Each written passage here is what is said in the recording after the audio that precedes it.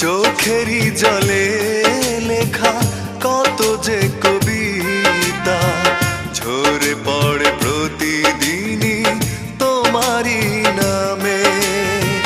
চোখেরই জলে লেখা কত যে কবিতা ঝরে পড়ে প্রতিদিনই তোমারই নামে। যেদিন চোখের জল শুকিয়ে যাবে মনে রেখো সেদিন আমার মরণ হবে।